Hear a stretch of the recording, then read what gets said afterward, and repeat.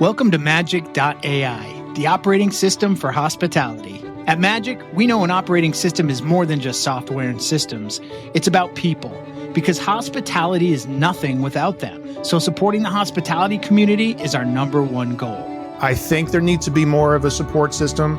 Like, you have to love this business and you have to love every aspect of it, including sharing tribal knowledge on what is successful and also tribal knowledge of what is a failure. Founded by lifelong experts, we're building the place where everyone in hospitality, from seasoned pros to first-timers, can gather, share, and grow together. Plus, we're crafting scalable tools and AI-supported software to boost your business. Dive into our vibrant community platform packed with meaningful conversations and robust tools and templates designed just for you. Need more? Our custom software solutions have got you covered. From recruiting and staffing to digital playbooks and dashboards, we're working on building a unique hub of resources unlike any other. Magic is your single point of origin for important conversations, accessible tools, valuable insights, and more. Join us at magic.ai. The evolution of hospitality is here.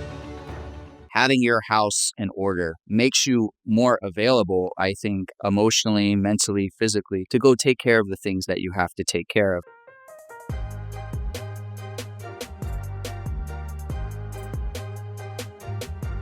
I want to kind of get to a little bit of a heart of the conversation that I've been dying to have with you guys, which is fatherhood, and how it plays into your lives right now. You obviously are extremely talented and lauded chefs, but you're also, you've got full-time media careers in a lot of ways. I see you guys all over the place. You're doing a lot. You've got partnerships. It's the ever just kind of evolving career path, I think, for both of you. And you have also decided to be family men. And I'm just so curious to kind of dig in a little bit to how that is going and how you achieve the quote unquote balance that everybody talks about in especially this kind of new world where I'm sure there are more requirements of your time than ever.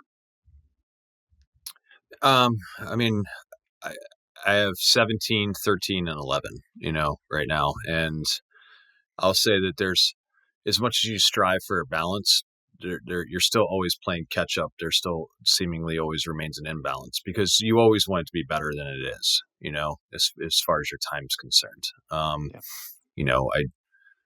was just out west for 5 days, right? Or 4 days. And, I just flew back in. And so, I'm, rolled in this morning at 6:30 in the morning. I saw my kids, for a while. One went to work, two went to sports. I got to see a little bit of the, field hockey this morning. And then, I'll be, doing some things this afternoon, but I'm, Sunday's a day that we carve out, as much as we can. I try to say that softly because I'm like, oh, well, then Brian's never in the restaurants on Sundays, but you know what I mean? So it's like, but you have to balance some way in some, some fashion, really, memorable and important, quality time with your family. And it's tough. I mean, we're cooking for everyone at America's Dinner Hour at 7:00, right? That's what we do.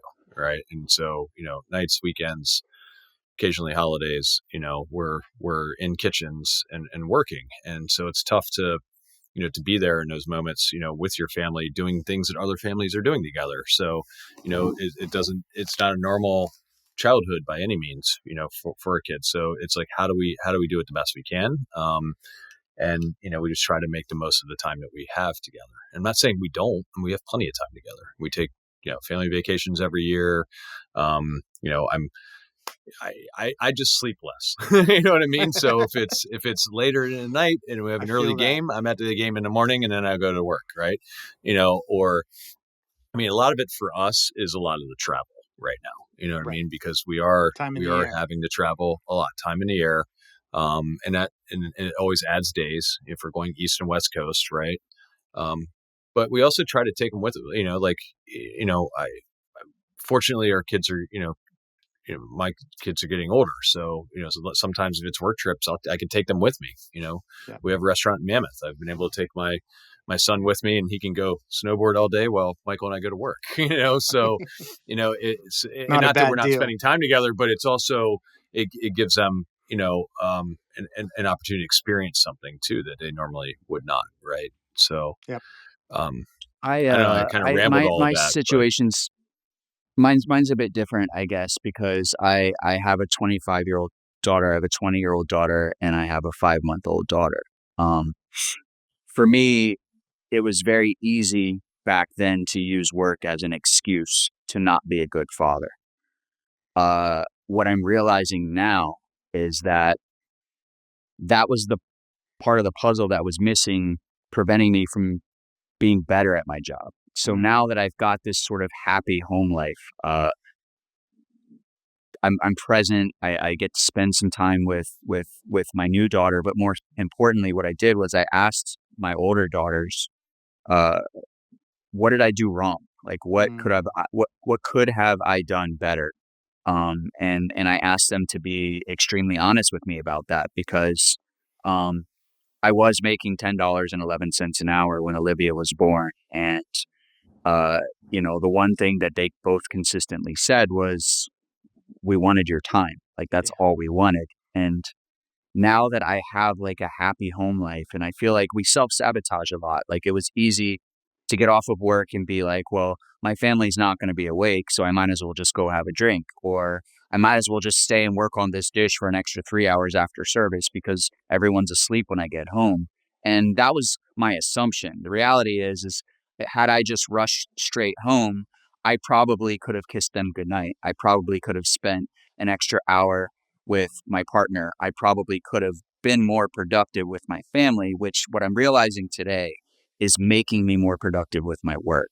Mm, Um, having having your house in order makes you more available, I think, emotionally, mentally, physically, to go take care of the things that you have to take care of. And now that took a lot of growing up to get to that point, but um, I think it's the biggest life lesson that I've gotten was asking my daughters, what did I do wrong? And the thing that I think I did wrong was using work as an excuse to not be present. And what I should have done was been present and used that as a reason to be even more productive when I was at work. Because I also wasn't getting text, like it's the distraction of the text messages and like you're like everything just sort of it just ignites bleeds this all together. fuse. Yeah. And you feel like you're just reacting to things all the time instead of really taking care of it. And I don't know. I feel for the first time in my life extremely happy right now. I have a great relationship with both my daughters. I have an incredible wife. I have an incredible, now my third daughter. I feel like I can go do anything. And I think that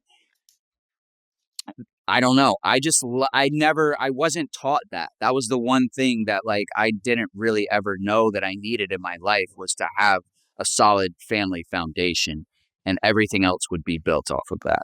Yeah. I'm hearing the theme of time management kind of mhm. throughout that, right? And what Brian said too. Um, how do I mean, you I it, and I know Michael can, certainly agree with the fact that, because I had my kids, um, older, I mean, I was older when yeah. I had my first one, I was 31. So, you know, I've caught up to the fact now just where my career is that I was in the same situation that Michael was just talking about with my, certainly my son who's 17 and my middle child who's 13, that I wasn't there for the early years, because I was doing the same exact thing, working late, going, out because they were asleep already. That was always assumed. It was all the same patterns, right? Yeah. But then as I've gotten older and I'm now like now I'm able to be more present and I'm playing catch up, as much as I can, because I've missed a lot of that time.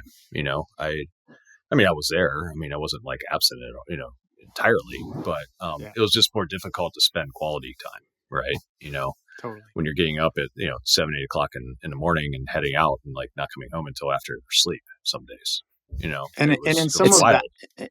in some of that, It's crazy when you call family meal the meal that you have with a lot of people that aren't your real family. You know right, what I mean? Like we right, got trained, Yeah. like that was family meal. 100%. And Yeah, like, I don't remember ever sitting down at the dinner table at home and calling that family meal. And I right. think that mentality sort of just, I don't know, it did Yeah. something to us a little Yeah, bit. it's interesting how that term was born, probably because we were all spending so much time with each other, more time than we were with our actual family, that somebody wanted What it I would to make it Those feel like it was assume, replacement family time, right?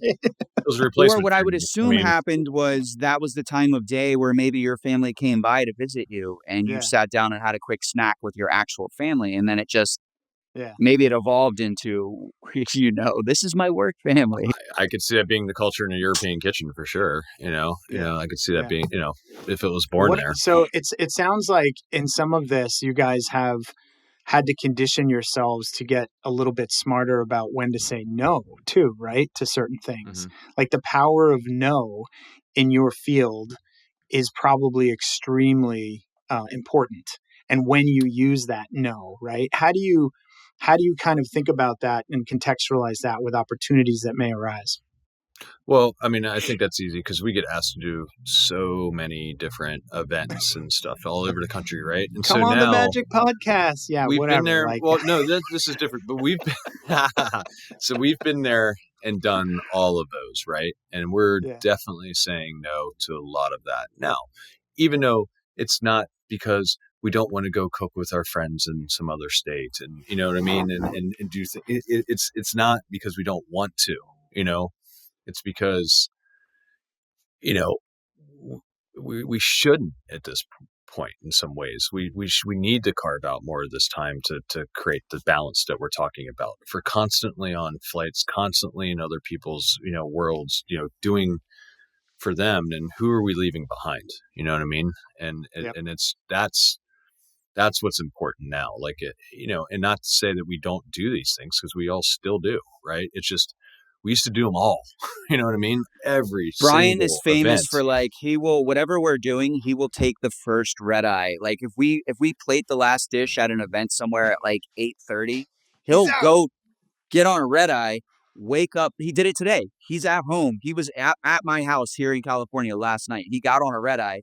He's already home and he's doing a podcast with you from his house in Maryland, and he's already had a full day with his family. And it's like, yeah, sometimes you gotta make Yeah. those missions. You know what I Yeah, mean? You yeah, gotta you gotta force yourself and your body to be able to do that. But fortunately for us, we were trained to work 100 hours a week. So now when you can apply that stamina to your family, I can tell you that it's time better used. Like that stamina, you don't need to like driving home from work at night, because it's also this, right?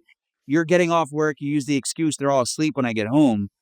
So I'm just gonna go to the bar and have a drink or whatever. But also, you're going to sleep in a little bit later the next day because you went out and had that drink. So it's almost like maybe just go home. Sure, it's lonely. You're going to walk into a house. You're going to make yourself a grilled cheese sandwich, or you're going to like heat up some ramen or whatever it is or that's, leftovers uh, enchilada. or that. Exactly.